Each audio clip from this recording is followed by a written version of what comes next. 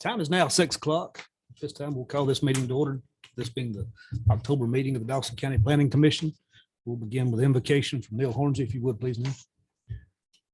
Dear Lord, thank you for this great place that we live, and I pray that you can just guide us to make the right decisions for the citizens of Dawson County. In Jesus' name, amen. Amen. Please stand for the Pledge of Allegiance. Pledge allegiance to the flag of the United States of America and to the republic for which it stands, one nation, under God, indivisible, with liberty and justice for all. Thank you. You may be seated. This time we will have our roll call. Ms. Harmony, when you're ready.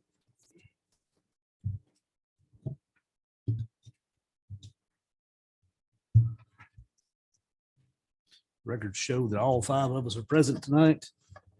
Under announcements, there will be a planning commission meeting November the 16th, 2021, 6 o'clock, same location. Gentlemen, I assume you've had opportunity to review the minutes that have been presented by staff. Is there any amendments? If not, is there a motion? Motion to approve. Second. Moving a second to approve the minutes. All in favor? Motion is carried 5-0. On the agenda that you have before you tonight, we've been advised by legal that ZA 21-18 needs to be tabled indefinitely.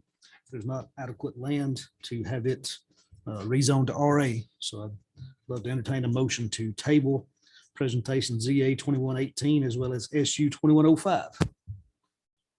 Motion to table CA 21-18 and SC 21-05 indefinitely. I'll second. Move a second. All in favor? Motion is carried 5-0. Other than that table, is there any other changes to tonight's agenda? If not, is there a motion to approve as presented? Motion to approve. Second. Moving a second. All in favor?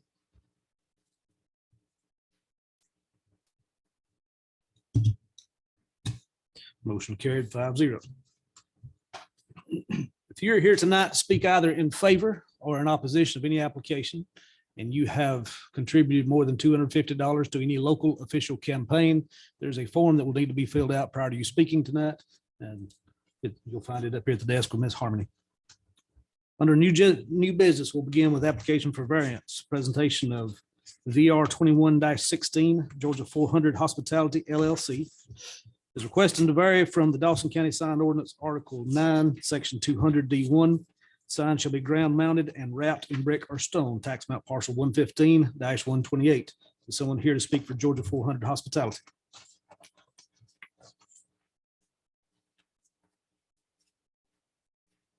Seeing no one to speak for Georgia 400 Hospitality. Gentlemen, do you choose to postpone this one to the end of the meeting or go ahead and make a vote?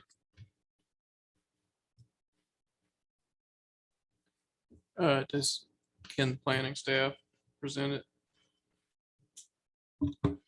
Absolutely. You can present it.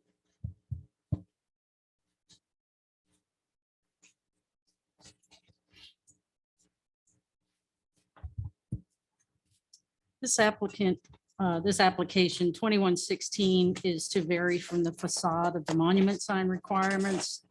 As you can see in the picture, they do have the stone and or brick for the code monument base. However, the code describes it that it needs to integrate it into the masonry structure. So basically, wrap it around it. So the 3 sides have to do with the 3 sides of the actual sign, the letter part of the sign.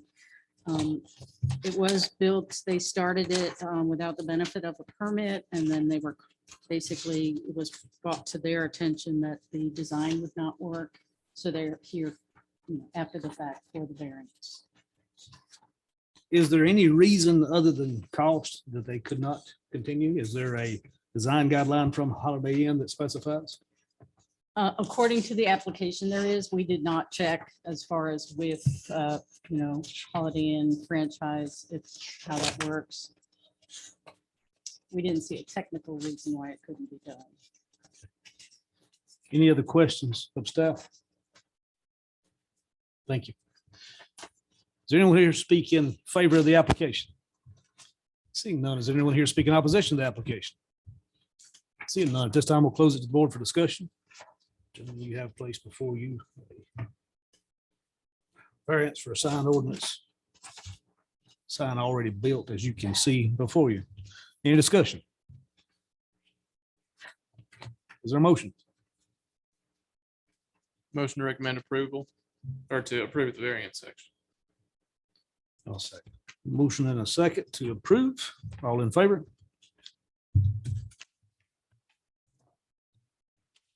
Motion is carried 4-0. VR 2117, Dustin Masters is requesting to vary from the Dawson County Land Use Resolution, Article 3, Section 309C3, front setback reductions, tax map parcel L 17109, Athens Boat Club. Is someone here to speak for Dustin Masters? Please come forward. On the podium, you'll find a piece of paper. Hopefully there's a pen there as well. If you would write your name and address on that piece of paper.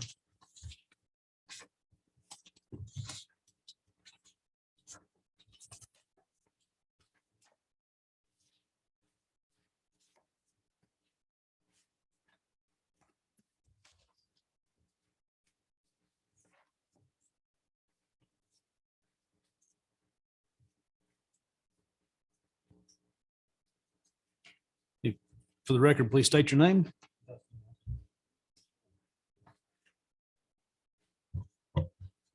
Dustin Masters. If you would, please give us a brief presentation as to why you need a variance. We are looking to build a home in the Athens Boat Club. Athens Boat Club presents a unique problem as it predates the zoning ordinances. So in order to fit this house on the property, we need to encroach 20 feet within that 40-foot setback from the road. There's currently a trailer on this property, is that correct? Correct. Okay. And you'll be looking to remove the trailer? Correct. And place a stick-built home, is that correct? Okay. Where do you currently reside? That trailer. In this trailer, okay. All right, any other questions to the applicant? Thank you. Is there anyone here to speak in favor of the application? Seeing none, is there anyone here to speak in opposition to the application? Seeing none, at this time, we'll close it to the board for discussion. Gentlemen, Athens Boat Club, which you are very familiar with. Is there any discussion? Seeing no discussion, is there a motion? Second. Second to approve, all in favor? Motion is carried 4-0. You have your variance. VR 2119, Miles Hansford and Talent LLC is requesting to vary from the Dawson County Land Use Resolution Article 6, Section 603C3, access requirements. Article 6, Section 607E, to allow 100% of parking to be located off-site. Tax map parcel 106-075-014 Marketplace Parkway. For someone here from Miles Hansford and Talent. Please come forward, write your name and address on the piece of paper in front of you.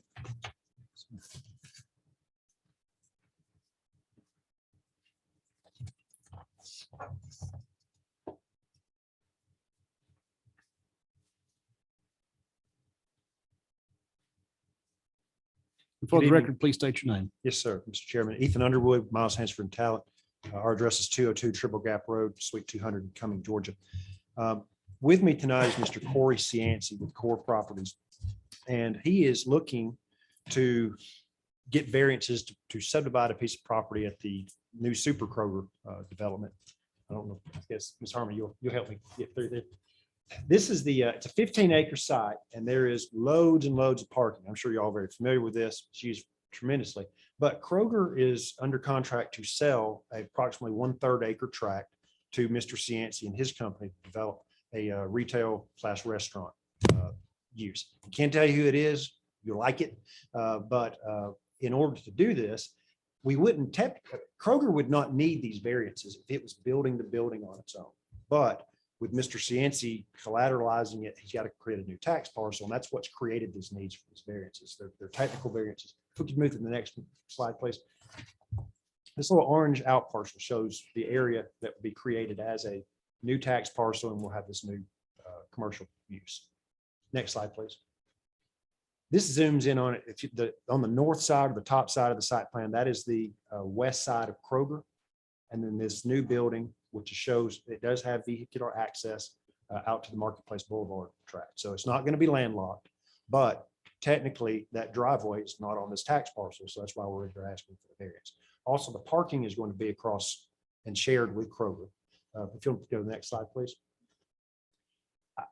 I would submit to you, I don't even know that we need this variance, but in dealing with your former planning director, Mr. Kinley, he explained to me that this code section had been debated back and forth several times because it says you got to abut a street or other public, privately maintained roadway. Well, we argue this does abut a street. But as it was explained to me when we filed the application, there had been some disagreement as to whether you actually had to have a curb cut before you satisfied this provision of code. There is no curb cut on the tax parcel, but there is access, an easement access. So you'll have the driveway. It's just, again, we wanted to make sure we belt and suspended it and asked for this variance. Next, please. This one we absolutely do need a variance to, because your code does allow up to 50% of your parking to be on a separate tax parcel. But with this tract, what Kroger's is willing to sell off, all the parking is going to be shared and it'll be off-site. Now, what's your guarantee there's going to be shared parking? If you'll go to the next slide, please. This is the provision in the reciprocal easement agreement. This is one of the closing documents. Obviously, closing has not occurred yet, but this is one of the terms, and it says that Kroger and the owner will establish non-exclusive easements for parking and for access. So everything is going to be taken care of via easements. You're going to satisfy the intent of the code and requirements. But again, as stated, for financing purposes, if you go to the next slide and one more. Again, this tract, if Kroger were building it and not subdividing it as a separate tax parcel, we wouldn't even be here. It could be built, but because it's being sold off to a third party, we do have to ask for the variances to comply with the code. So we'd respectfully request that you approve it. We'll be happy to answer any questions and reserve the remainder of our time. As you've shown in the schematics, we have a tremendous amount of vehicles going through a drive-through. Mhm. Is this primarily a drive-through? I don't know, sir. Okay.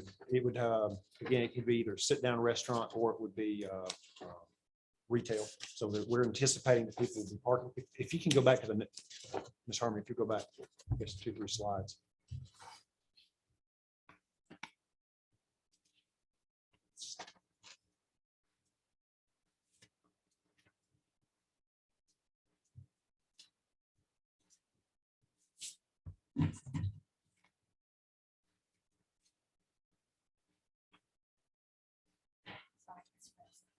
All right, fair enough.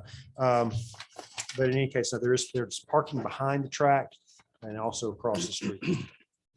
Those drawing of cars, it appears to have, And Kroger actually has a drive-through going on the north side of this property. Right. So they're not going to allow anything that's going to conflict with that or mess up that drive-through's ability to function. okay. Any other questions, to the applicant? Thank you, Jim. Anyone here to speak in favor of the application? Seeing none, is there anyone here to speak against the application? Seeing none, at this time, we'll close it to the board for discussion. Gentlemen, any discussion? If not, is there a motion? I'll make a motion to approve. Second. Moving second to approve, all in favor?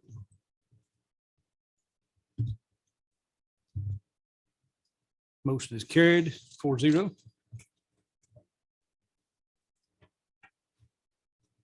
Under rezonings, ZA 21-19, Tony Singleton is requesting to rezone tax map parcel 094-053 from RSR residential subrural to RSR MM residential subrural manufactured move.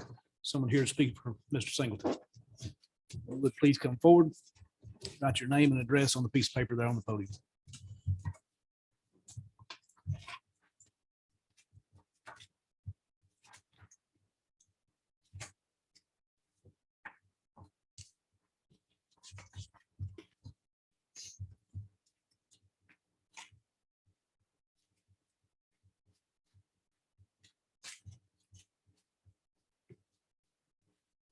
For the record, please state your name. Tony Singleton. If you would give us a presentation as to the reason for your rezone request. Well, this property was left to me by my mother and my father. And I was wanting to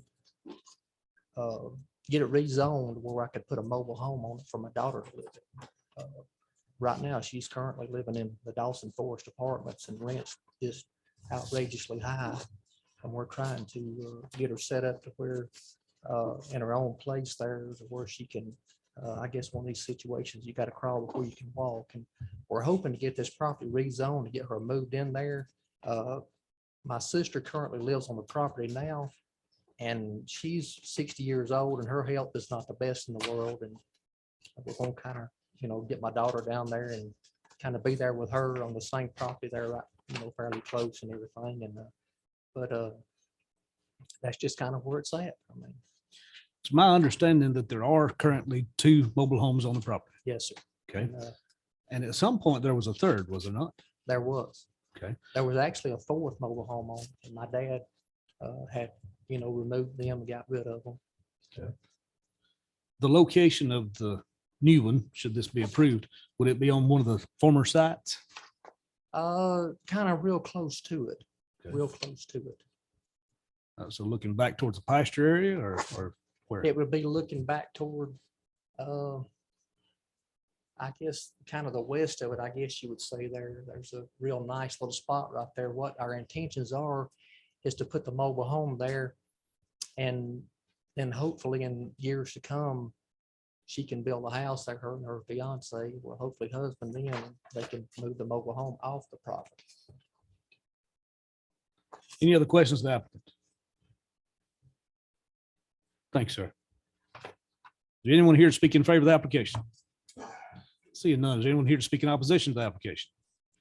Seeing none, at this time, we'll close the board for discussion. Any discussion? Is there a motion? Motion to recommend approval. I'll second. Moving a second, to recommend approval. All in favor? Motion is carried 4-0. We are recommending approval. Mr. Singleton, you will need to come before the Board of Commissioners at November the 18th. They will have the final say on this particular rezone. November 18th, they'll start with a work session at 4 o'clock and the meeting will be thereafter.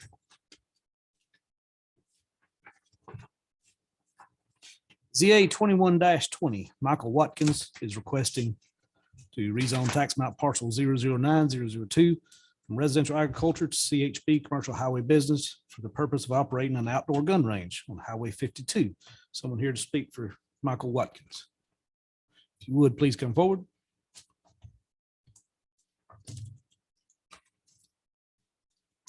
Please write your name and address on the paper there. It's on the podium. Sure.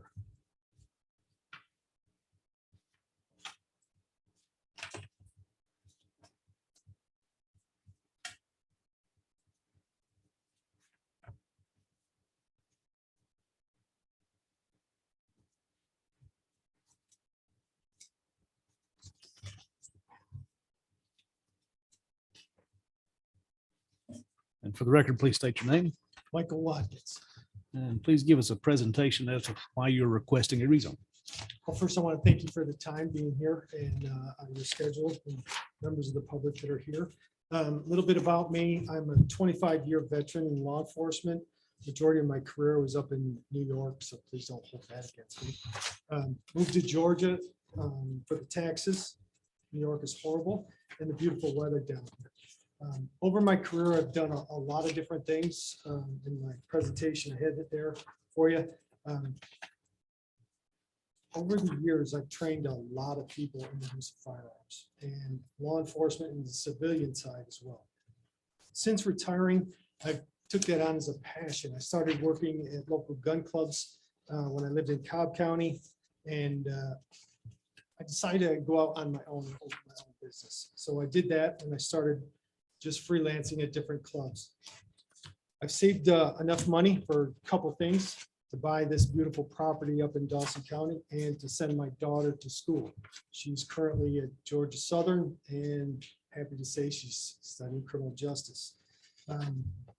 So with my wife Susie's here with me. She works for a local salon here in Dawson. And our idea is to have a shooting range at the property. I currently have one. I do a lot of training myself. I teach for different conferences throughout the United States in the application of firearms. The goal, what I'd like to do with this property is to have a small shooting range. It's not going to be a open range where people are just coming and shooting at all hours of the day and night. It's specifically designed for training. I'm the only one-man show. The idea is to have people come and I can teach them how to properly defend themselves in an immediate confrontation of use of force. Firearms, as we know, are very dangerous, and I don't take that lightly. And I continue education myself, and I want to pass that on to others. I've trained a lot of women and families in the use of firearms, and watching them progress from not understanding how guns actually work to being able to use that gun confidently and competently, it's very rewarding for me. It's kind of twofold for the use of the range. Obviously a live fire range, and I also have these inflatable house walls. It's completely modular. And the idea behind that is I can set a structure for it and then use simunitions or UTM marking rounds and actually use what they've trained live fire and actually do it in a closed, contained environment, simulating their house, defending their house or anything of that nature. So it's just me. It's a one-man show. It's located on the south. Geographical, it's in the map there. I get kind of confused on location. But there's a clear berm in my property. It's dug out. And it's, again, I just reiterate, it's just me training individuals that want to seek it to come limited hours of operation, not shooting all nights. The idea is between 11 and 6. And the goal is most of the time it'd be one-on-one instruction or one-on-two instruction. So there won't be 30 people out there shooting. I understand that there's noise. There's noise with gunfire. I have some visions on how to mitigate that. However, it's financially expensive. The idea is to have an enclosed structure that would be walled on the side to help mitigate the noise. However, I just can't afford that at present. So that's my short nickel presentation. I want to thank you for your time. And if there's any questions, I'd be happy to answer them.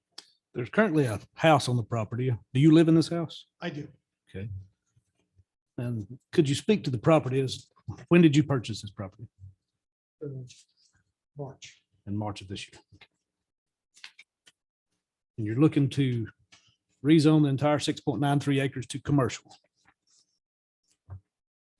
Or that specific area of the range. I didn't know I could subdivide it off. into- I'm just trying to Yes. make things, okay. And you're surrounded by residential agricultural property, Yes, plus the state of Georgia, which is residential, agricultural as well. yes. Any other questions? That you currently have an easement to get back to your piece of property, correct? 20-foot easement, I would recall. Yes. Have you spoken with the owners in front of you as to the possibility of a right of way versus an easement? I have not. Thank you. Thank you. Is there anyone here to speak in favor of the application? Seeing none, is there anyone here to speak in opposition to the application? If you would, please come forward. Write your name and address on the paper, one at a time, just one at a time. Good evening.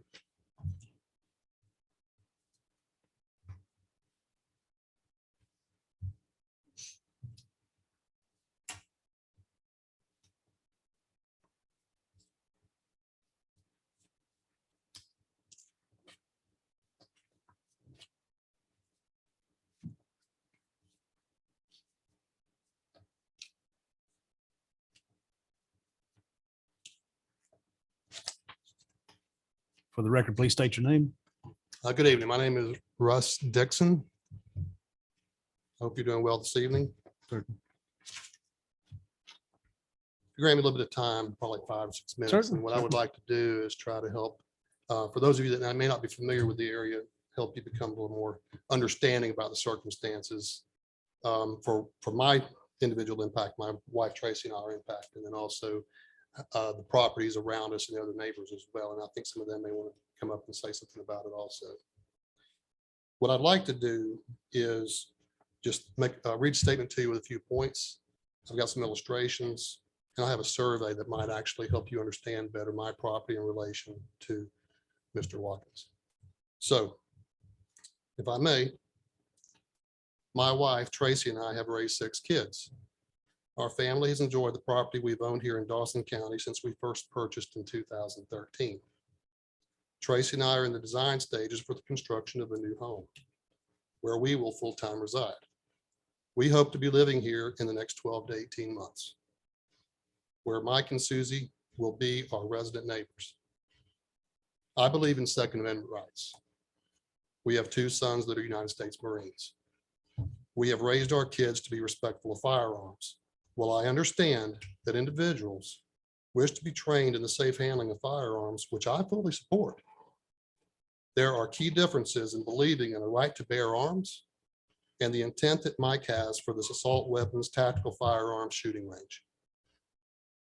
It is important to understand the context of where and how Mike has located this shooting range.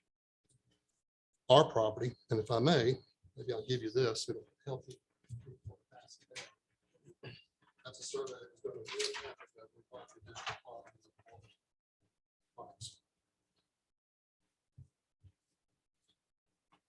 Our property bounds Mike's 6-acre home site property on 3 sides. For Mike's parcel, these are the west, north, and east boundaries.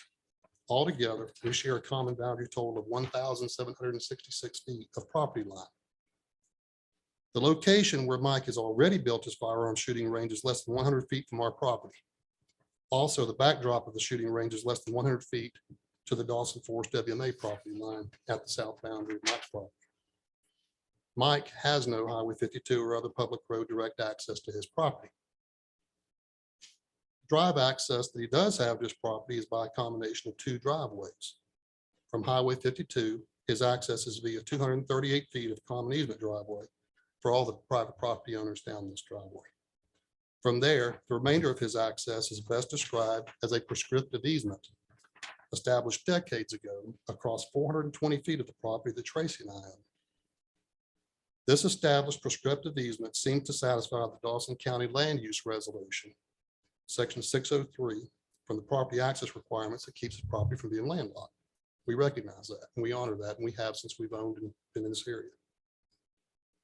At the end of the easement drive across our property, Mike has to drive into and across Amicalola Creek, at which point he is then on his own property. Driveway access to and from Highway 52 can be described as risky at best and is very dangerous for most drivers. Vehicles accessing the main driveway from Highway 52 west must maneuver a 180-degree turn with a limited turn radius. Many drivers are not able to make this turn and are left with the tail end of their vehicle stuck out in the highway. I have a truck that's a perfect example of that.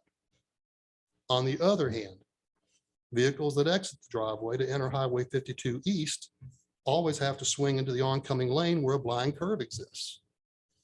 This access issue is a grave concern for all of us, with this being the only road access point to our properties. Drivers unfamiliar with these turn challenges are at an even greater risk. On the issue of the rezoning change, it is not justified for a reclassification from AR to highway commercial be approved, whereby patrons of a commercial business are permitted to drive across my family's property. Conversely, if Mike is granted approval for this HC rezoning request, then why would I not plan to come before you to do the same thing when I do have over 500 foot of Highway 52 road frontage? But understand, that's not the intent of that point.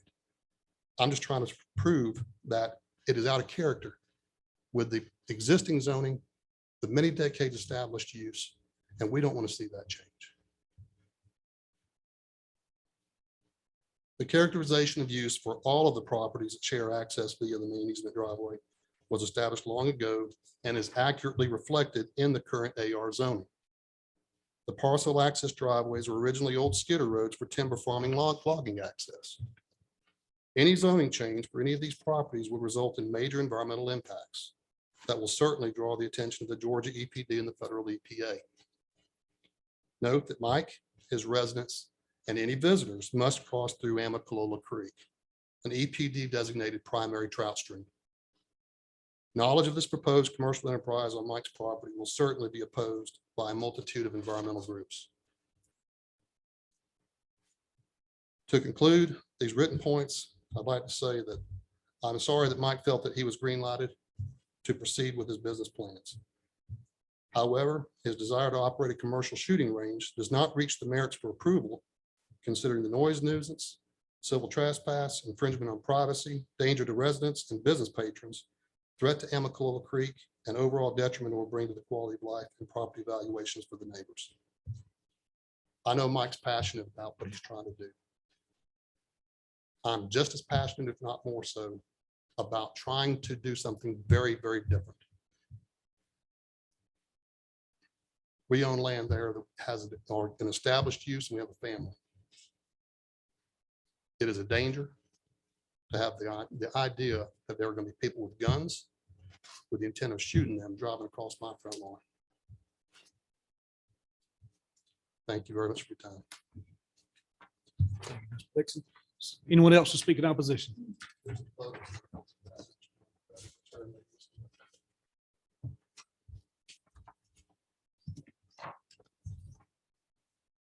You would please write your name and address on the paper there.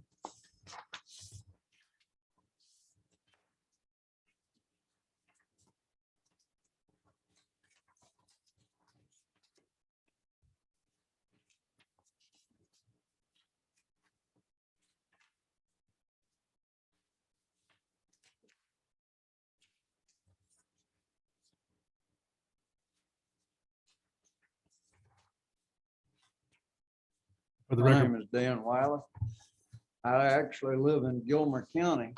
Had seen the sign out there on 52 several times. Do not know exactly where he's speaking of putting a range, but I own 37 acres. And my property line is Dawson, is at the ridge of the mountain, which is the end of Dawson County. And I own 37 acres in Gilmer. About 18 of them are actually along that ridge line. And I'm about 5 acres wide and long. Anyway, I guess what I'm trying to say is my house is about 140 feet from the ridge line, because I didn't build on top of the mountain. I'm down a ways.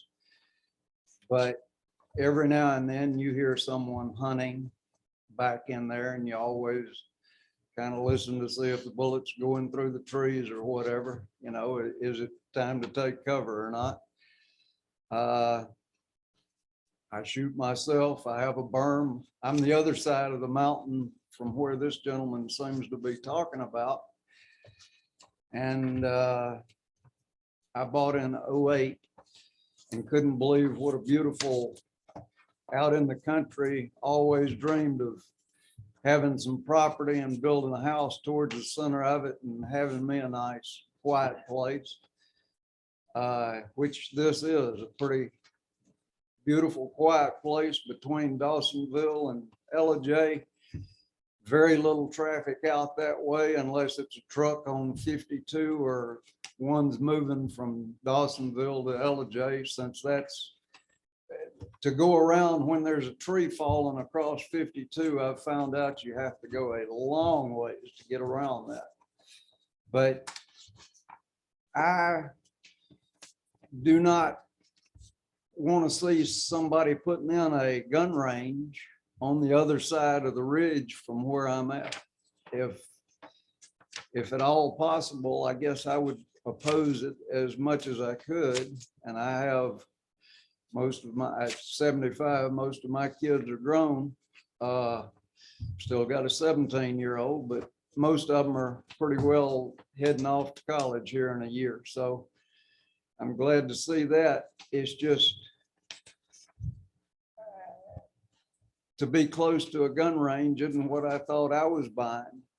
And I would be opposed to it, only for the noise factor. As far as traffic on 52, there's several S curves right in there, sharp curves. And you do need to watch what you're doing in that area. And we have had a few trees fall in there, and it is amazing how much difficulty it is to get around 52 when you can't use 52. But I would sure hate to give up my nice, quiet, in the woods home that I see black bear come by pretty often, about once a week.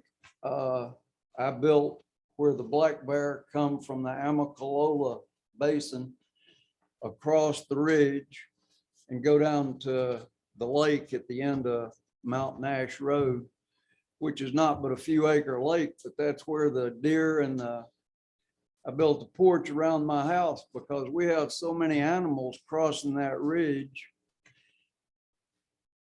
from the Dawson Forest area that if you're shooting in that area, you're sure going to disturb a lot of game and black bear. I appreciate being heard. Thank you, sir. Thanks, sir. Anyone else speak in opposition? If you would, please come forward, write your name and address on the piece of paper that's there on the podium.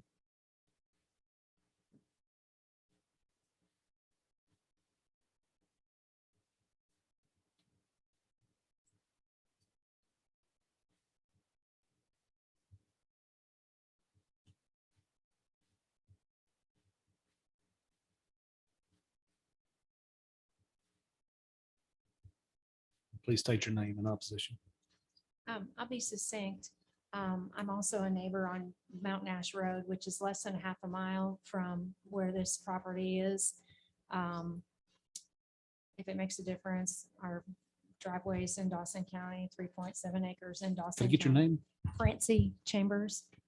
And our concern about an outdoor gun range is certainly the noise disturbing our, peace, comfort, and repose on our property, especially, I'm sure a lot of his activities would be taking place on the weekends when people could come up, and that's when we're home and trying to enjoy the peace and quiet after working all week.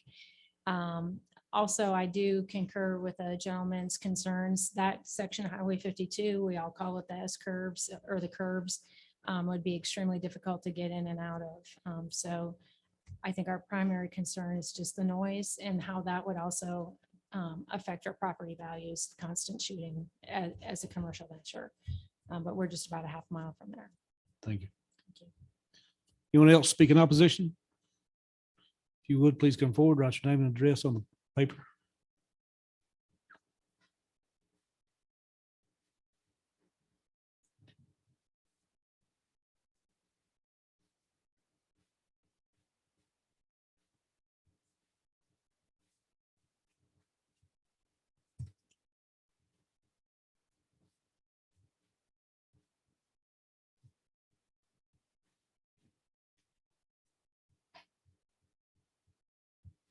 Good evening. My name is Lawrence Marco Nori.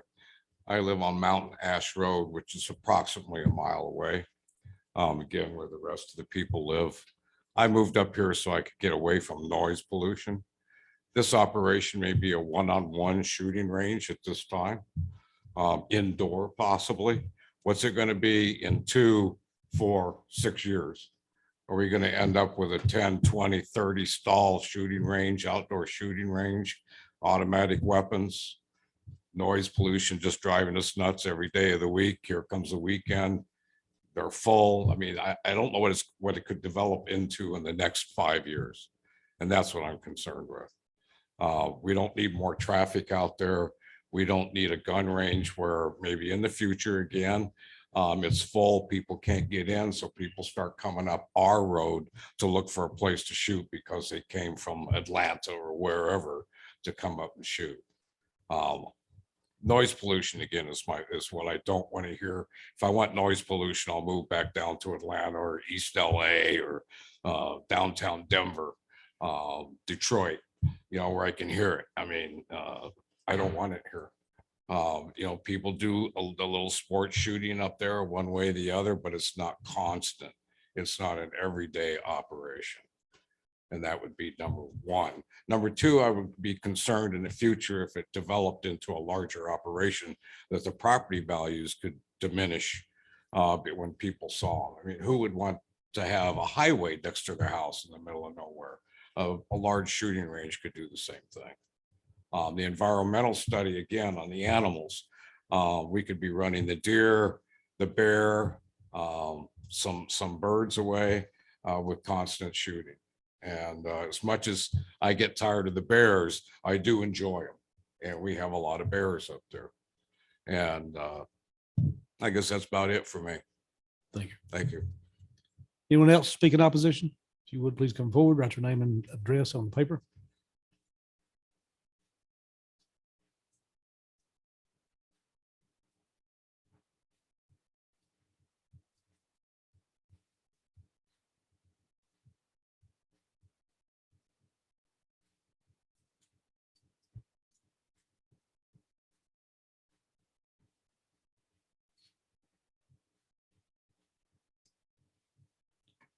How y'all doing? Please state your name. Oh, I'm sorry, TJ Chambers.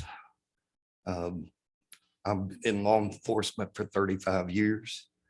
I have no problem with Mr. Watkins want to train law enforcement and people, but it's so close to all the houses up there with noise, and I believe property value loss. I'm opposed to it. As you see, my voice is kind of messed up, so thank you for your time. Thank you. Anyone else speak in opposition? If you would, please come forward. Write your name and address on the paper there on the podium.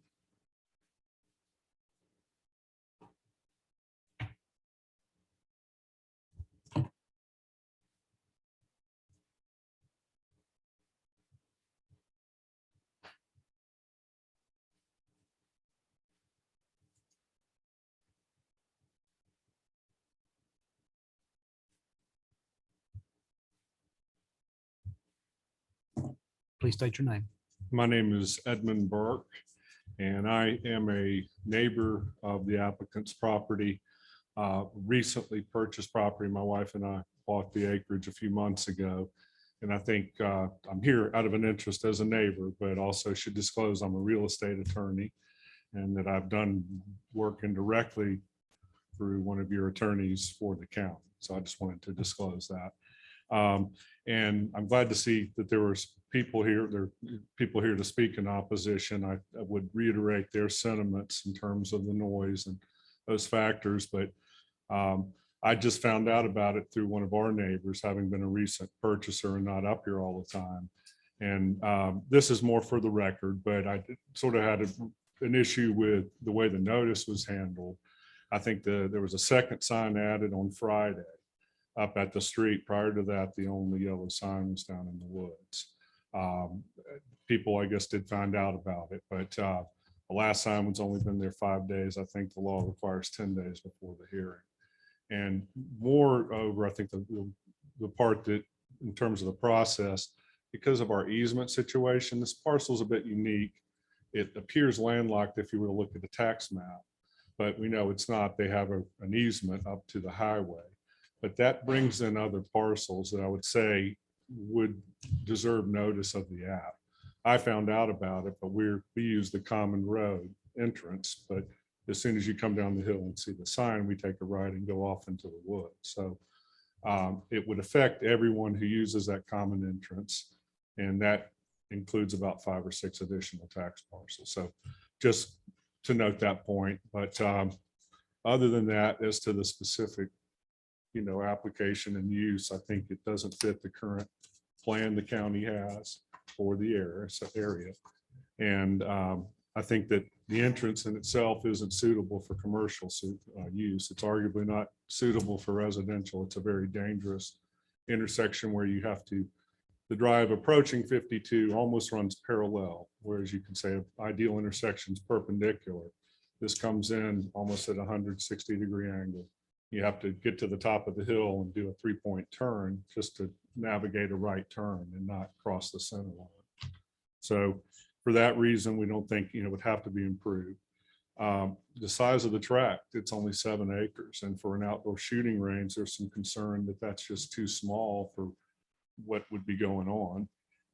It's close to the highway. I think the noise is an issue both for the neighbors and disturbing the peace, but also potentially if you were riding down 52 with your windows down, you would hear the firing.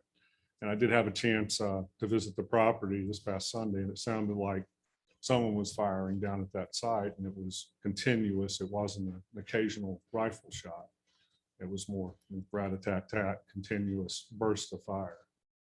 I think the safety with that curve, just the traffic, it's going to be too much. And Russ had, one of our other neighbors had hit on the issue of just what the use of the site would do over time with Amicalola Creek there. I think it would create an environmental issue, not only with people crossing the creek, but also with just the products of continuous discharge of weapons that create, small site, it's too near the creek. So thank you for letting me speak and appreciate your time. Anyone else speak in opposition to the application? If you would, please come forward. Write your name and address on the piece of paper on the podium.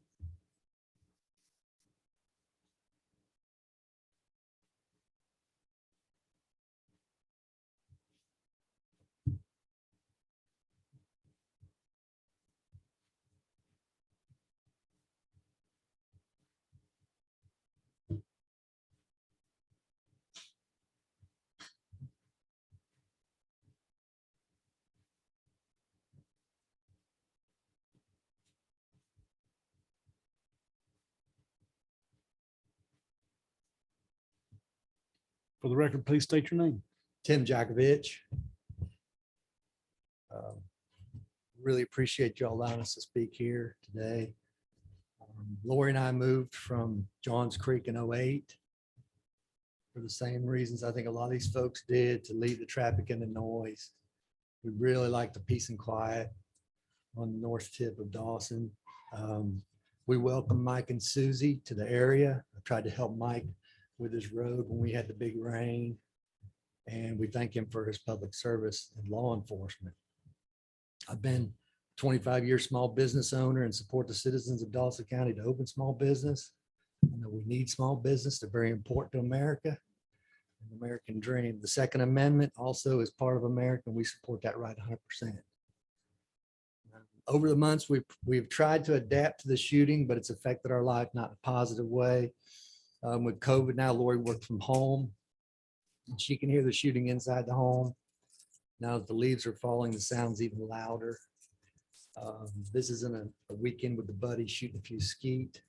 The proposed commercial rezoning for the shooting range and tactical training, it just doesn't fit.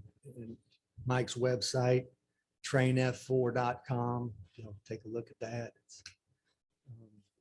So of the many red flags, we have 3 at the top, and you've heard of the noise, the safety, and property value. On the noise, it's really changed the whole dynamics of the area. The zoning, residential agriculture, we think it should stay that way. It's about the only area in the county left undeveloped where you can go and enjoy the land, the wildlife, because there's Amicalola Farms, Amicalola Falls, Burt's Pumpkin, the Fawcett's Farm, and Dawson County Forest. It's all right in that area. On Saturday the 9th, I spoke with Walter Lane. He's with DNR, Department of Natural Resources. He handles the outdoor shooting ranges. And I think he was a great resource. So Walter told me that when they're looking at a piece of land or location for a shooting range, there are important factors, but one of the key factors is the sound and noise. So they do a sound study to see how far the sound travels and if it affects the residents. Walter said if there's a home located less than 2 to 3 miles from the proposed site, they usually find somewhere else to locate the range. Now, we're 2/3 of a mile, we share a drive. And Russ mentioned that his home site's cleared and he's in his backyard. So we hear the shooting all the time, just ask the dogs. February of this year, the Board of Commissioners approved a 10-stall, 7,000 square foot indoor shooting range for Dawsonville Gun and Pond. That's located close to 400, and it's being built by a international gun range company. And from what I understand, there was zero opposition. LJ also has an indoor tactical training facility. I know that Gilmer County is not part of us, about 30 minutes away, and these seem to make more sense is the indoor. Now, number 2, I think, is the biggie, safety, and everybody's mentioned the road. But we do believe it's a blind drive. Some signage up there, blind drive ahead would be very helpful. Nobody goes 45 mile an hour. I mean, Dad at Open Heart, he goes to Jasper Hospital. I mean, they are riding you, and you better be fast or get some training from the Elliots, because I mean, they run you over. They even passed Dad in the curve on the left side. You know, I mean, we've seen some really, let me tell you. Now, this is from Dawson County Law Enforcement printed. They printed me the MVA, the motor vehicle accident report, from mile marker 1 to the county line, 52. In that 1 mile of stretch, we're about 1/8 of a mile where the curve is. There were 9 accidents from 7/28 of 19 to today. 9 accidents, just over 2 years. And now we want to do a commercial. I mean, it's going to be bad. I think y'all are going to get a lot of 911 calls. You know, I hope it ain't your family, because it's a bad spot. And third is the property value. It's going to kill our value. I don't know how much, but we're just 2 thumbs down. Thank you. Thank you. Anyone else speak in opposition?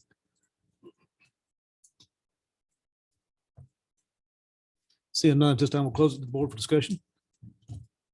You have a piece of property before you that is in a very rural part of Dawson County. Gone several years without hearing the word spot zoning until I saw it come up in your recommendation from staff today.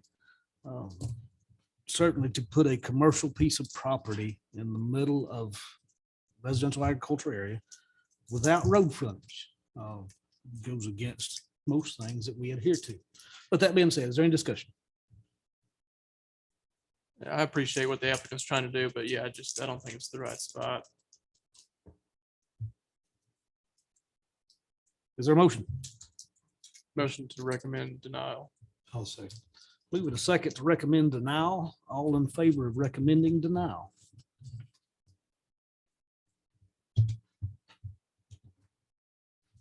Motion is carried 4-0. This, we as a board are recommending denial to the Board of Commissioners. This rezoning will be heard by the Board of Commissioners on November the 18th at their regular Board of Commissioner meeting, which will begin at 4 o'clock. And then after their initial meeting, it'll go further into the rezones. So if you have thoughts, either in opposition or in favor, or your applicant, you'll need to be there at the November the 18th meeting.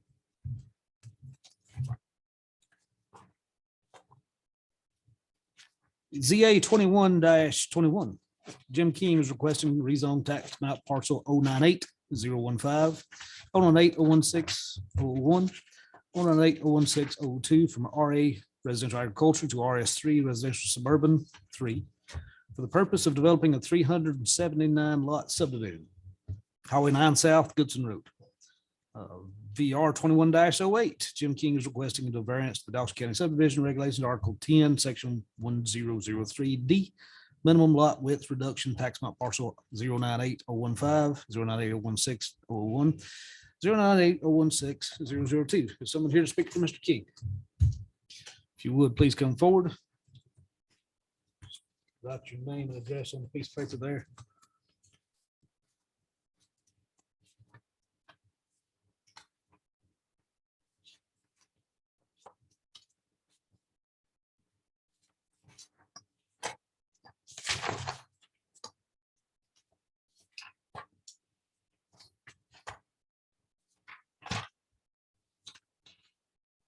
Good evening. My name is Corey Guthrie. I live at 3384 Elliott Family Parkway.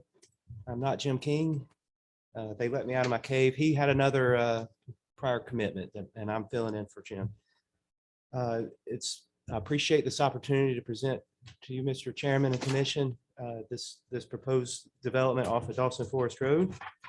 I'd like to explain a little bit about how we arrived here today. Our client has looked into this property, has got it, has it owned, is currently zoned agricultural. It has some history. It's kind of flipped back and forth on the future land use map over the past 20 years or so. In '05, it was actually looked at as a commercial hub. Across Highway 9 was industrial. When they built the school cluster, that changed the character of the area, and the future land use map changed to mixed use village in 2013. In 2018, it changed again to a light industrial. I think to identify some properties that where Dawson County does need properties for light industrial to bring in good quality jobs. We don't think that's the best use for this particular property because of the school system, the proximity to it. And we don't think a lot of extra 18-wheelers on Dawson Forest Road is a great idea either. So we're proposing this R3 or RS3 subdivision on a total of 160 acres. It's a large tract with a density of 2.36 units to the acre. It's 379 homes. Mixed use village, for reference, allows for up to 2.8 units per acre. We didn't feel that was, we felt that was going to be too dense for this particular property. But we're also proposing this as a conservation subdivision to try to meet halfway, I guess, rather than destroying or disturbing the entire 160 acres. If it's developed as a conservation subdivision, we can maintain at least 40% open space by making the lots smaller and having less street to access those lots. There's a lot of topographic issues with this property. It restricts our access on Highway 9. If anybody's familiar with Highway 9, driving towards Cumming on the left side, it's got some severe topographic challenges.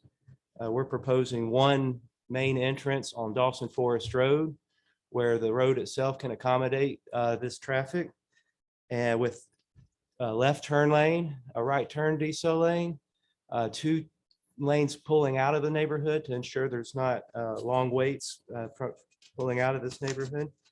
We're also proposing a variance to the lot size on as a minimum lot size. In a conservation subdivision, the minimum lot size is 60 feet wide by 100 feet deep, or 6,000 square feet. We're proposing a 50-foot wide lot at 120 foot deep. So we still maintain the 6,000 square foot minimum. This would just fit with the builder's particular product they have in mind. And it also enables us to further reduce that impact on the outside the lots and the streets. I mentioned there's a 40% required open space. We're actually over 50% we're proposing in that effort to save as many trees as possible and help buffer this community around the surrounding properties. We understand this is a big change to the area, and we'll do everything we can to minimize impacts on others. The school system being nearby, there are some sidewalk accommodations with the new double roundabouts. We feel that there is a possibility that these folks, there'll be young families starting, they'll be making use of these schools. They're not at capacity, they're under capacity right now. So that we feel like this could be a good fit for the community. We're not proposing 379 lots all at one time. The market will dictate how long this is phased, and there'll be multiple phases. It will not be 379 lots at one time. Again, the school system is currently under capacity, and I think there is no proposed accesses other than Dawson Forest Road, other than an emergency only access on Goodson Road. That's where it's physically possible to connect to another public road. We have to do that in order to meet fire code for a secondary emergency access. It'll be gated. It would not be used by anybody other than an emergency situation. We want all the traffic to access again Dawson Forest Road and stay off the side street there. I'm a civil engineer and I looked at the traffic. We had a traffic study done.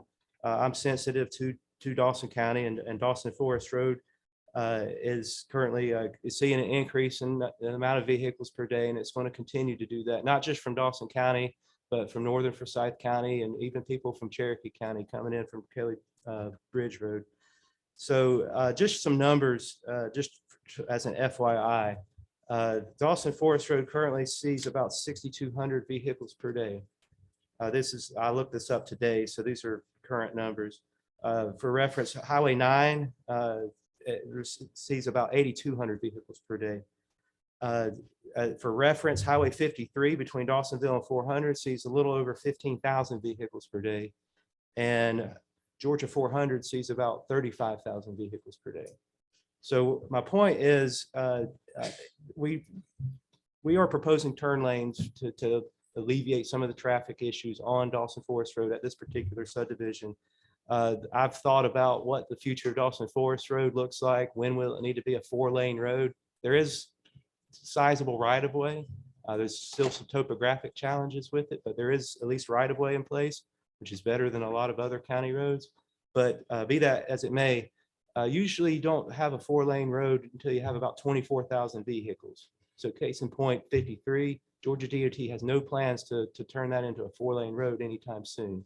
So Dawson Forest Road, again, just as a reminder, is at 6,200 vehicles per day. So, and lastly, the amenities that are nearby, Rock Creek Park and the canoe launch are some of the best amenities nearby. We expect that this community would enjoy those as well. And I'll reserve the rest of the time for any other questions or rebuttal. Thanks for your time. Have you spoken with your client about, and going back to Highway 9 and Dawson Forest Road being major arterial roads within our county? The impetus behind the long range plan from the beginning was to use these major crossroads as some commercial component to a possible subdivision. Subdivisions built as a mixed use, or as you have stated yourself, light industrial in areas where you have two roads meeting, which is a tremendous amount of traffic. We have 8,200 cars now on Highway 9, 6,200 on Dawson Forest. Have you spoken with your client about the possibility of a mixed use or a light industrial use on this instead of just another subdivision? We did early on. We felt that the topography is pretty rough out there. That in a 2D, looking at an overhead from God's eye, it looks like it would be a great opportunity to put in commercial or light industrial. But the topography is really not conducive for that. And once the school cluster was built there, it did change the character area of that area. You have streams, there's a lot of streams, a lot of wetlands in the area as well. So the large boxes of commercial or light industrial aren't particularly feasible. It's not impossible, but we did not feel that was going to wind up disturbing more area than what we're proposing on this layout. So even as a mixed use with light commercial at the front that fronts Dawson Forest, that would supplement the income for the houses that are in there, you didn't feel that was? We felt there was enough on 400, that's 3 or 4 miles away, that didn't need, with all the impetus on 400 by the commercial sector, there's not a demand for it, at least right now, for commercial that far away from 400. Any other questions there? Yeah, I've got a few for Corey. What do you know what size the houses are going to be? Mr. Green, do you have a process?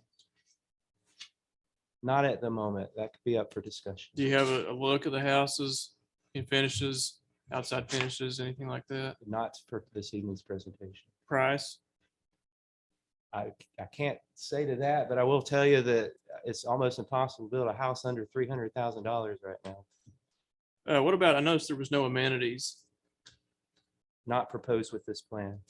With the amenity, like I said, was there's parks nearby and the open space of the community. I know you mentioned Highway 9, the difficulty in the topography. Other than the economics of it, is there any any reason that it couldn't be, the drive couldn't be on Highway 9?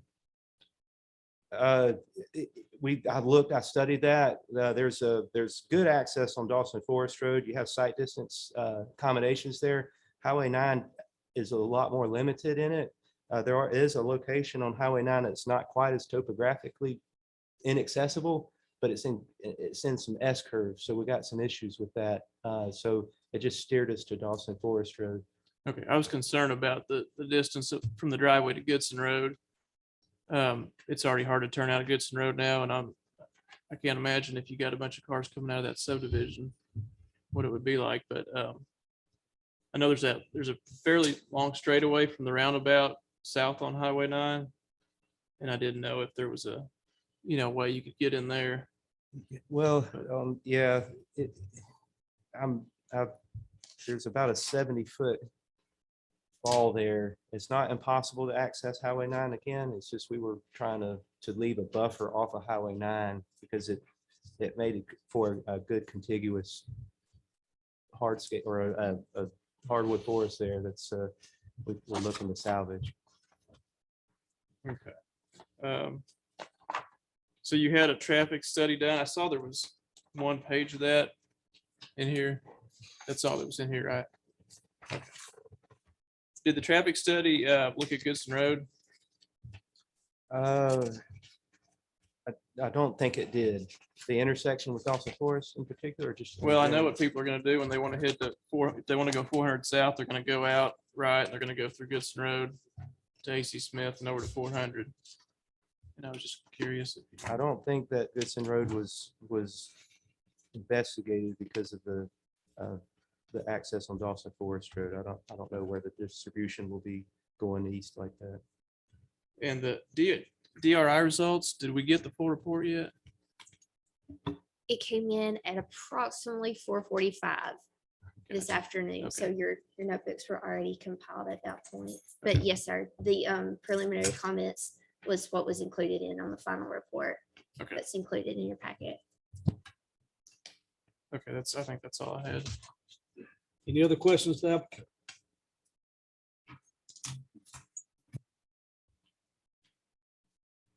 Thank you, Mr. Guthrie. Thank you, Jim. Is anyone here to speak in favor of the application? Seeing none, is there anyone here speaking opposition to the application? If you would, please come forward, write your name and address on the piece of paper that's there on the podium.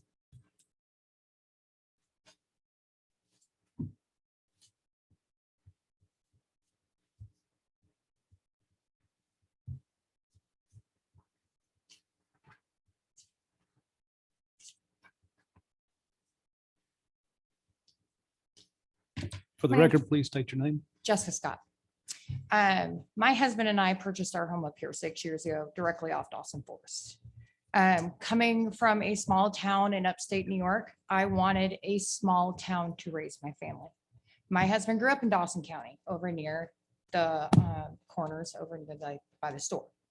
So when we purchased our home up here, there was a lot directly next to us that was all trees. Within 2 months, it was cleared, a subdivision popped up. Every year since, there has been a subdivision that has popped up near us, which has made it increasingly hard on Dawson Forest to get out in the morning. When I first started taking my kids to school, it took me 2 minutes to get out of my subdivision. This morning, I sat there for 12 minutes. Now, 18-wheelers, with all due respect, I completely understand that. I don't want any more of those. But Dawson Forest cannot handle any more traffic. Now we're talking eventually 280 homes. Then we add on. 379. Pardon? 379. Oh, sorry, 379 homes. That's even worse. So we're figuring 379 more cars, at least one car per household. Then we look at the next problem. Let's look at our fire, EMS, everything else. January of 2020, my home caught on fire in Dawson Forest, right there. Took 30 minutes from the time my husband called 911 to report the fire for them to get there. I live 2 minutes from a fire station. They are already very strained as it is. You add this on top of the other 3 subdivisions that are currently being built on Dawson Forest. We are going to have a police department and a fire department that are going to have to make the dangerous call of what call they're going to answer. Knowing that my husband travels that road every day to pick up my children, if I found out that they were having to make that call to go either save my husband and my kid's life or another call, I don't know how anyone could sleep with having that thought. By approving this, that could happen. This is going to become, this area is just becoming so saturated. You are adding God knows how many more cars. He stated that the schools are nowhere near at capacity yet. Not yet, but you're also adding in 3 subdivisions just to Dawson Forest. We have 2 that will go to Blacks Mill, 1 directly above Riverview.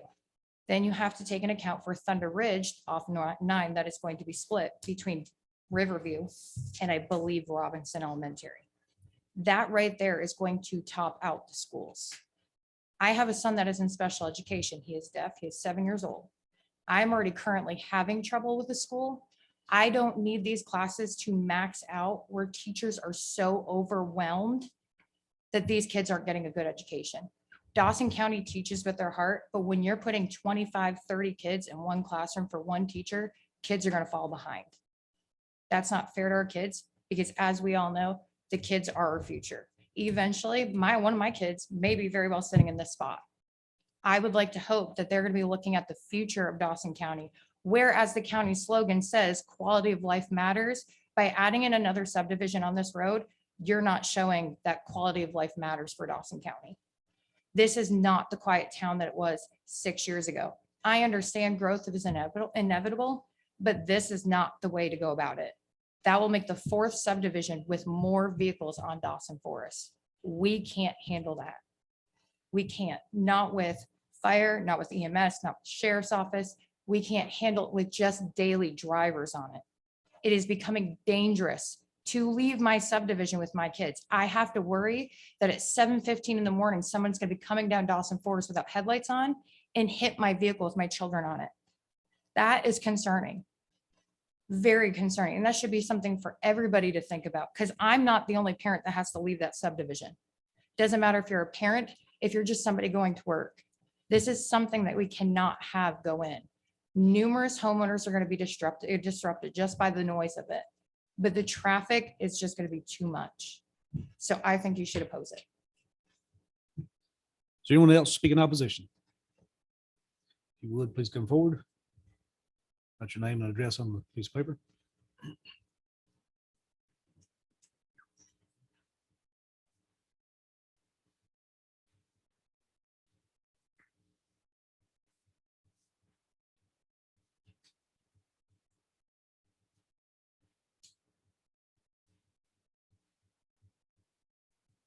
For the record, please state your name.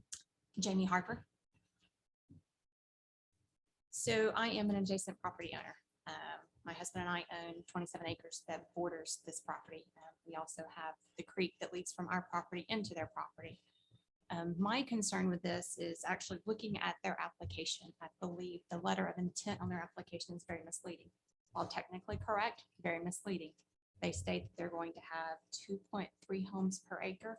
True, for 160 acres, that's the case. But when you look at the 80 acres, it's actually going to be developed to not quite 80 acres. You're looking at more like 4 3/4 homes per acre. That density is too much for the county. It's fiscally irresponsible as well. The applicant cannot even tell us how much the homes are going to cost. The tax base that those are going to contribute to our taxes, what is that going to be? Are they going to be able to support themselves in the school system? Or are seniors going to have to continue to pay taxes into their twilight years when they shouldn't be paying taxes to support developments such as these? I think that is very unfair. On top of that, as the previous lady stated, this is going to be a drain on the resources when it comes to fire and police. Fire, these homes, she's looking for a variance to do 50-foot wide lots. You have a 10-foot variance on each one, right? So it's 20 feet. Well, that's okay. If a fire starts in one home, it's going to jump to the others. I don't know if any of you are firefighters or have experience in that, but it will jump to the others. I still believe very fiscally irresponsible. Traffic wise, 379, I believe. So that's you're most likely looking at over 700 cars adding to Dawson Forest. and Goodson Road, they will take Goodson Road as a shortcut. Everybody takes Goodson Road as a shortcut. That cannot handle over 700 cars. Getting out to AC Smith, that can't handle it. Well, that's not a problem with Dawson County, that's Forsyth, but it's still too much for the area. From a school standpoint, while the elementary and middle schools may not be overcrowded right now, the high school is. Why did they create the junior high? To relieve overcrowding in the high school. You add these extra individuals to the high school, you're going to need to build a new high school here in the South End sooner than later. While that may be an eventual thing that has to happen, can you afford it to happen right now with your tax base? Thank you. Does anyone else speak in opposition? If you would, please come forward, write your name and address on the paper.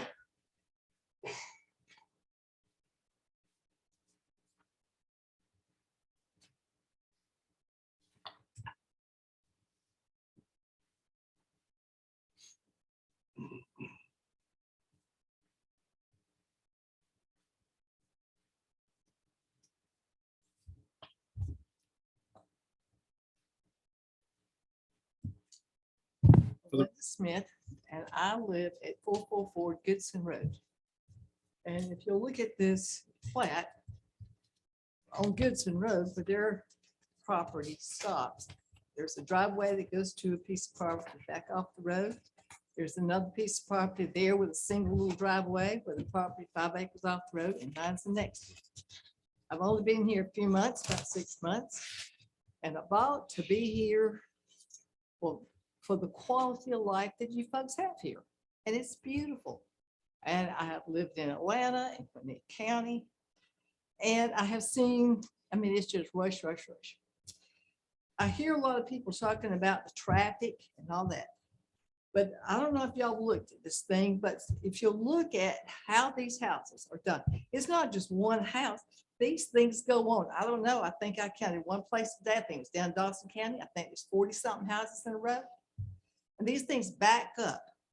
It's not just your people in and out. Now, another thing, I know we've got quality schools. There's no way I'd let my little child walk to school. You'd have to have 3 crossing guards with that roundabout. And it's like a major freeway there during traffic times. And you say cutting down on traffic, there ain't no way you're cutting down on traffic. All these homes have to have services. You gotta have sanitation, deliveries, repairmen. TV comes in there all the time. People come to visit. You got school buses, policemen, hopefully. It's not just the people there, it's the other people coming in too. And I just think it's horrible the way it's done. Another thing too, I'd like to know really, because I've been in real estate a long time, I'd like to know if these are going to be single garages or double garages. If it's as close as these houses are, there's nowhere to park extra cars. Nowhere. And with 20 feet on the front, that's not much. I mean, a truck is just about that long. You don't have much parking space in the driveway. That's one big thing I have a problem with. The other one is it says that it's supposed to be a conservation. When you go in there, I know this whole property is hills, a lot of streams. There's a big stream going through my backyard. And the property right next door, there's 3. I'm wondering how many of these houses actually gonna be backing up the creeks. And will they be in floodplain? I do know they do have setback lines on that stuff. Another thing too, I don't like the idea of clear cutting a fabulous forest to grade it totally smooth you'd have to put the dense housing in there. There's no way that you could leave the trees. You would have to totally clear cut and grade it to put this many houses. When you get through, all you're gonna see all down Dawson Forest, down Goodson and down 9 is the backs of all these houses. You're not gonna see any pretty trees. You're not gonna see any yards, pretty yards. It's gonna be backs of houses. The other thing I'd like to know is the sewer. That's a lot of, most people out there are septic, but they're proposing sewer. I'd like to know where the plant's gonna be. And is it gonna be dumped into the river right there? Because just right up from it is that kayak, And a lot of people in this whole county use that to go kayaking. I'm not sure about swimming. I know canoeing and kayaking is pretty big up here. I'd hate to see all that sewage dumped in just shortly right down from it to be able to use the facility. They got to go through all that. I'd just like to know where that plant's going to be. Because I'm concerned on my property. Mine is the property for future use. I'd like to know what that future use is going to be. You know where I'm talking about, the furthest part of Goodson Road? Yes, I do. Okay, well, that's the part that's got 3 streams on it. Right. What can they do on there? Well, if this rezone were to pass, then that will be conserved property. That's the way they're proposing a conservation subdivision in which they specify a certain density for the total acreage. But then they cluster all their homes in one spot and have a spot preserved as possible park use or for folks to go and walk through or whatever the case may be. It allows people to cluster homes in one spot to spread the density that would be on the whole spot and cluster them in one place. That way the open space would be preserved. That's the original intent of a conservation use subdivision. Does it not seem like, is it a real necessity that we have this much of a density? And I'm gonna ask another question about the schools. My daughter is actually a teacher. She's a special ed teacher at the middle school. I know these are charter schools. And I know some of the schools that aren't. I think the top limit of special ed kids is 7 to 8 kids. She has 12 in her class. 12 kids. That's a lot for special ed. And I know the schools, I don't know that they're that far away from being at capacity. But anyway, I think I've asked all my questions. Thank you, for ma'am. your time. Is there anyone else speaking in opposition to the application? If you would, please come forward. Write your name and address on the paper there on the podium.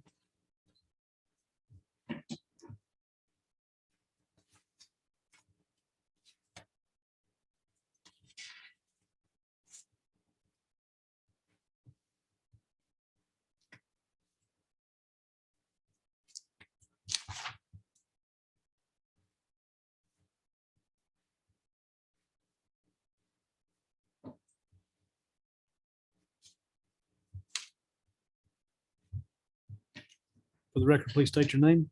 Linda Mahler.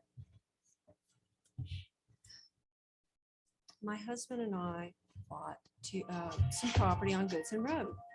And from what I can tell on that map, the emergency exit that if they had to make one, would run onto Goodson Road, probably not too far from my lot that I have yet to construct our home that we planned on retiring.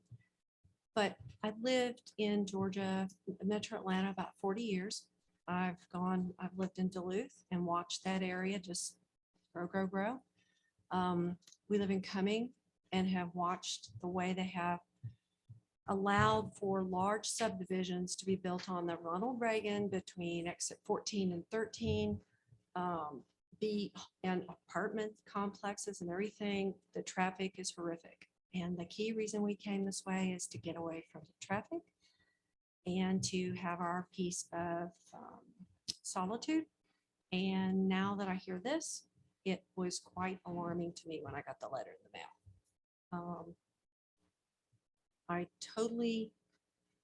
There's a heck of a lot of questions that all of us would have as far as why, if the topography is that challenging, and they're going to make it conservative, like an area where they can keep aside. There's just a heck of a lot of questions, and the infrastructure, the crush on infrastructure, the times I have been up there to meet our builder and to meet the realtor and park alongside Goodson Road, I can't even imagine 500 more cars a day on that road cutting through. And AC Smith, let's remember, there's a new community being built on AC Smith right near where Goodson dumps into that. So Dawson Forest has several new communities being built down near the one turnaround from the outlet, right? And no one's mentioned holiday traffic and what happens along there.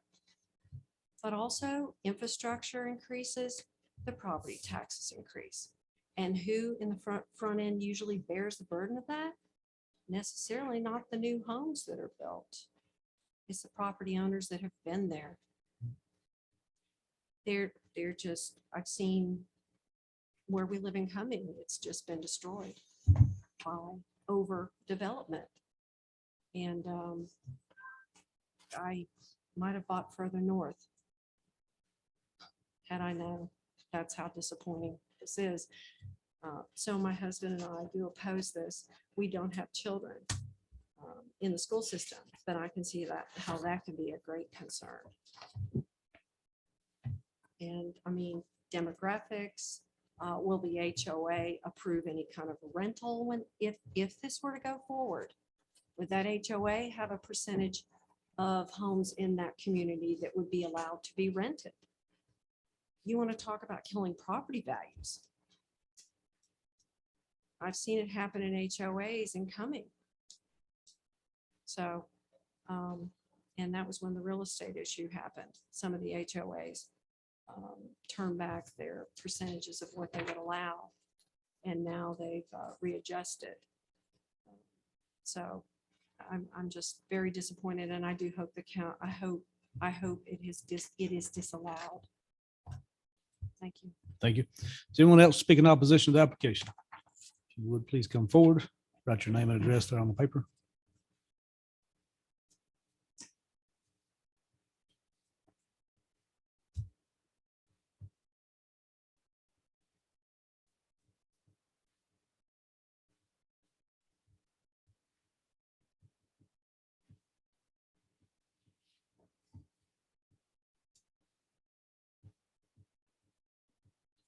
And for the record, please state your name. My name is Mary Rogers. And if you'll look at that map that's on there, Mhm. you see the big rectangle sort of in the middle of that? Mhm. That's my property. Have you been 15 acres approached? in there. Have you been approached to sell? No. Okay. No Just one has curious. spoken to us at all about any plans going on in that area. Okay. Knowing that property, there was a couple of things I wanted to mention. Most of the conservation areas that you see in there, which I assume are the gray areas with no houses, Yes, ma'am. are topographically incapable of putting houses on for the most part. Yes, ma'am. You've got water through that, you've got steep inclines. Mhm. So you can say it's a conservation, we might put a park in later or whatever. That will be very challenging to make those common areas or open areas that the community would be using even for things for that neighborhood. I can tell you that our entrance to our home is on Dawson Forest Road, and they're proposing putting their main entrance just down to the left of us toward Highway 9. Pulling out of my driveway, I do have a good view of what's coming to the right before it hooks over to the left. And I've got a view down to the first cul-de-sac. It's challenging to get out of my driveway with just me in that driveway.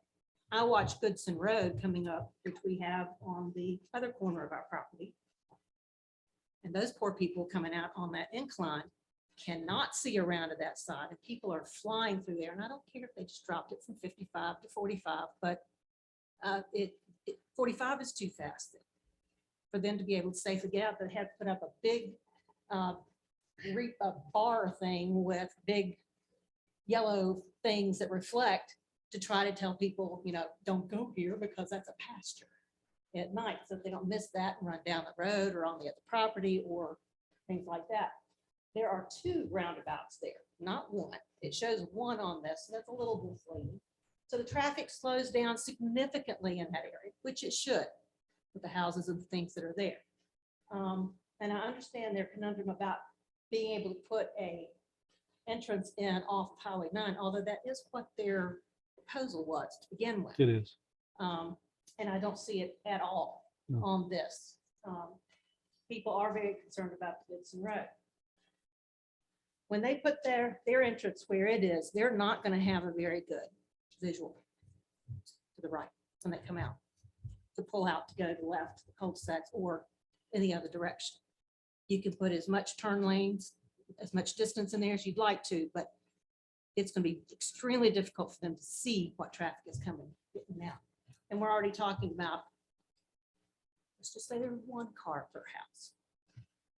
379 cars. It might take 5 years, 6 years to get there, but that's still that many vehicles on that road. Water. Sewer. Internet. The density of those houses in that area. We're on a well. We have a septic tank in the backyard for our acreage. Most of our neighbors have the same thing. I'm not quite sure how that's going to work or what kind of strain that's going to put on. I really don't think you guys would just dump something in a creek, so I'm not concerned about that. But that is part of the infrastructure that is not currently in place for this. The house density. The reason it's crammed together like that, get that many houses, because they can't build it on the rest of that property. Sounds nice for it to be conservation, but that's too high density for that area. I don't like to tell people what they do with their property because I enjoy my property, but I'm no longer going to be able to fire my guns on that property. Too many people around. You know, you've got to be a good citizen. Can't do that. My house is going to be looking at the back of those houses. It's on the back part of the property. It's not in the center of this property. So where I've been watching wildlife come through my backyard, my birds, not as much noise, although there's a lot of noise that already comes off of the two roads right there. That's gone. Between building and then people living there. Just the amount of light that there's going to be in that quarter. And across Highway 9 from them is a whole nother development that's going to be going in. It just really makes a problem a really big problem. And for us, it pretty much changes the entire complexion of how we will live our lives. I thought they'd take me out in a casket. I would never leave the property. That's what I bought the property for. I'll never move again, but I may have to. Anyone else speak in opposition to the application? If you would, please come forward, write your name and address on a piece of paper on the podium.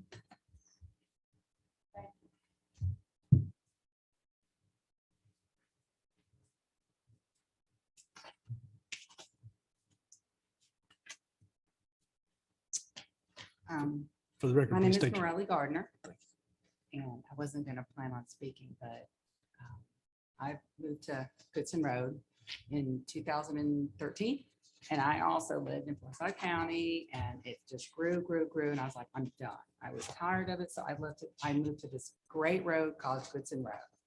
You know, there's horses, there's cows. I walk my dog every day. And when I walked in 2013, if I saw 3 cars, I would think there was a party going on because it's like, why is there so many cars? Now people cut through. I mean, it is, I take my life in my hands. You know, I can't have my headsets on because people are flying by. When I heard this proposal, I just about died. I'm like you. I'm like, where am I going to move? And it bothers me that he can't answer any questions. How big are these houses? How little are these? They have to be small homes.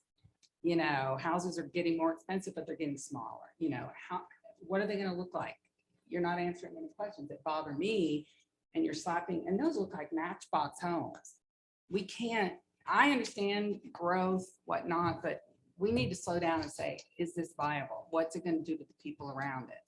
I love the country, and I love Dawsonville. I love the people, you know, but when I see this, it just disturbs me. So I want to keep walking without getting run over. So I don't see passing something that we don't know what's in it.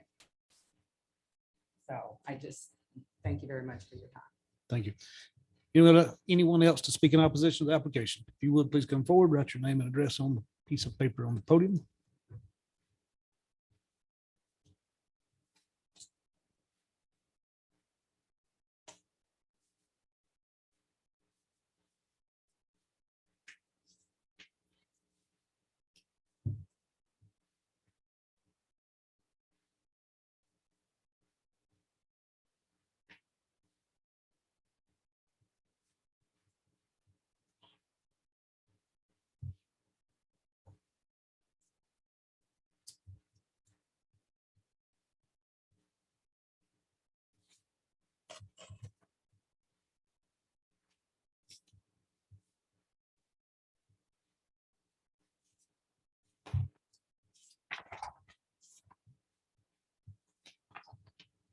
For the record, please state your name.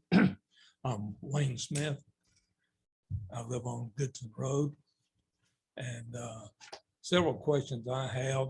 A moment ago, the gentleman was speaking that when y'all asked about the size of the construction of the houses, I mean, we don't know if they're gonna be vinyl sided.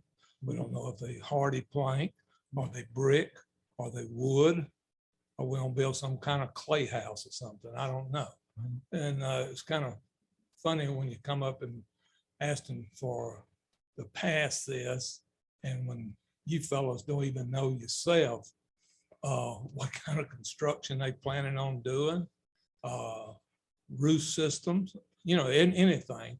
And when you're talking about 50 by 100-foot lots, you know, 20 foot off the street, and like the lady said back there a moment ago, if your garage is full, one pickup truck, as you well aware, 18 to 20 foot. So your pickup truck can be taking up your whole front yard of your driveway. And I don't know if they got single garages, double garages, or what. And the area over there is right now is a beautiful green site. It's full of trees, it's full of creeks. And I just wonder, now I don't know, I'm asking this question because I don't know. Do they build a septic, a sewage plant, or do you fellows build a sewage plant, the county? And if that's true, where is that sewage gonna be dumped? Down at the river, where all the people use all the time for kayaking and canoeing? And, you know, that's the type of questions I'd like to know what they plan on doing. And as I say, they was talking about maybe an emergency gate on Goodson Road. As y'all well aware, Goodson Road is nothing but a secondary road. And I'm not throwing rocks right now. It's full of potholes and holes. And I'd hate to see a bunch of dump trucks, lumber trucks and everything, concrete trucks start coming in there and using that back gate as the entrance to build these 379 homes. And I just think with all the creeks and everything going, feeding to the river, I just wonder what's gonna happen to all that. And that's really about all I have to say, but it just seems like it's a really a lot of homes to be built in such a small area, when everything like up Goodson Road, pretty well on Dawson Forest, is fairly big lots of land and so forth. And it's like me, I'll be very honest, we have horses on the property, creeks and all that, and it's a very expensive piece of property.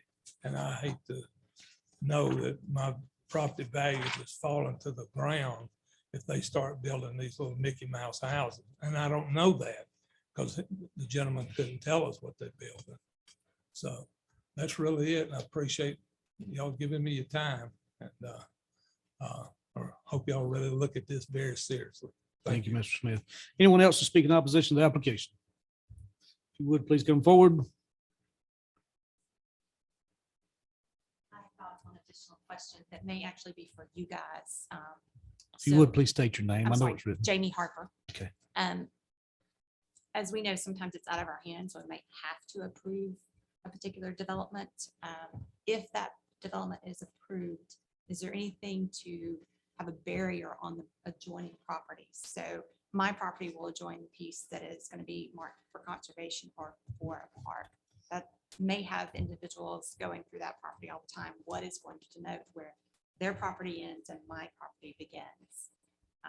I don't think it's something I should have to put up. They're building the facility and they're bringing the people onto the property that's not theirs. So would that be something we could put in a requirement if we have no choice but to approve it? As a board, we make recommendations to the Board of Commissioners. Yes. That's the fulfillment of this board. Correct. We have the opportunity to recommend approval with or without stipulations, or denial with no stipulations. Okay. That's basically where we're at. We can vote to deny, Uh-huh. or we can vote to approve, or we can vote to approve with stipulations. Okay. And that's essentially what we do. We make a recommendation to the Board of Commissioners. They have the final say so on every rezone. Okay, So if for some reason you approved it and you recommended it to go before approval, sorry, recommended, not approved, and it goes before them, this would be something we could put into the stipulations at that point in time, or is it something? As you move forward, Mhm. depending on what this board does tonight and goes forward, then you will need to make your desires known, hopefully as a community, hopefully as a concerted effort in which you could present these thoughts that you have before the Board of Commissioners, as well as possibly before a client if it moves forward. A lot of times clients will try to accommodate the homeowners around them if possible, in order to get people happy before they actually start building and make a lot of enemies. Not always, but it is a move that you could make as a concerted effort with the neighbors. Right. And I only bring this up because this is a common practice in most neighborhoods. I've lived in a neighborhood for over 20 years, thankfully no longer.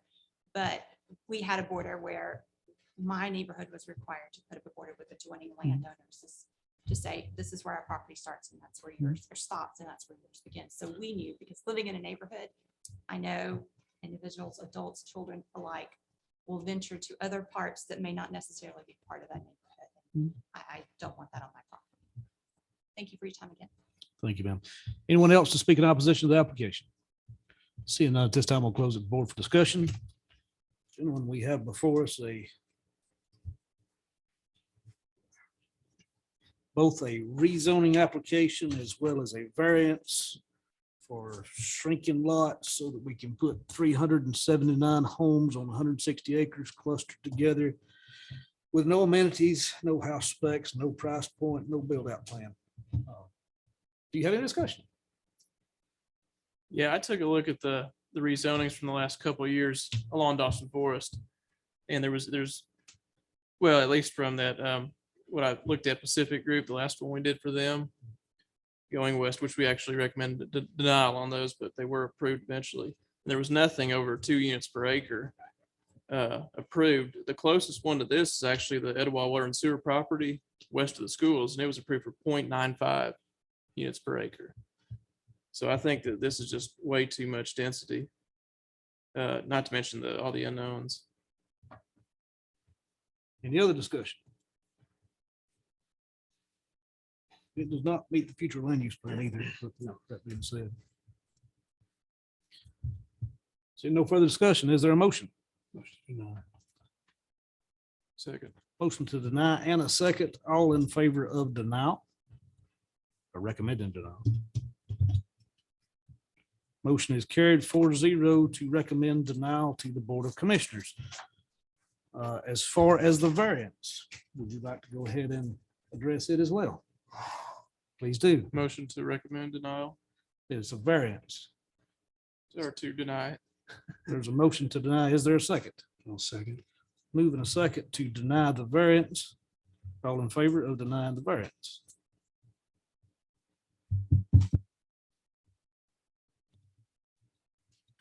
Motion is carried 4-0 to deny the variance and recommend denial for the rezone. Once again, this will be heard at November 18th Board of Commissioners meeting. Planning Commission meeting schedule and submittal deadlines. Presentation of 2022 submittal deadlines and Planning Commission meeting schedule. Yes, sir. What y'all have before you is the submittal deadlines that we, as a planning department, would accept applications, the dates in which they will be heard by Planning Commission and subsequently by the Board of Commissioners. The Board of Commissioners schedule has already been put forth before the board and voted on. So we just need approval from y'all to move forward with not only our submittal deadlines, but also with the dates in which y'all will hear them, which we stayed with it every third Tuesday of the month. Still every third Tuesday, still at 6 p.m., still in the same location. Yes, sir. Is there a motion? Motion to approve the schedule. Second. Moving second, all in favor?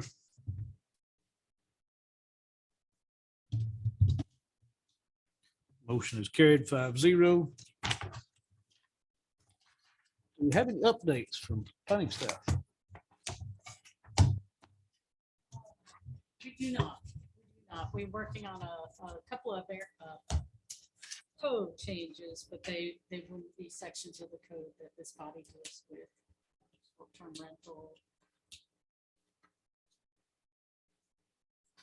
Other, property maintenance, there's several of them in the works. But With that, that brings us to item J, which is adjournment. Gentlemen, at this time, we are adjourned.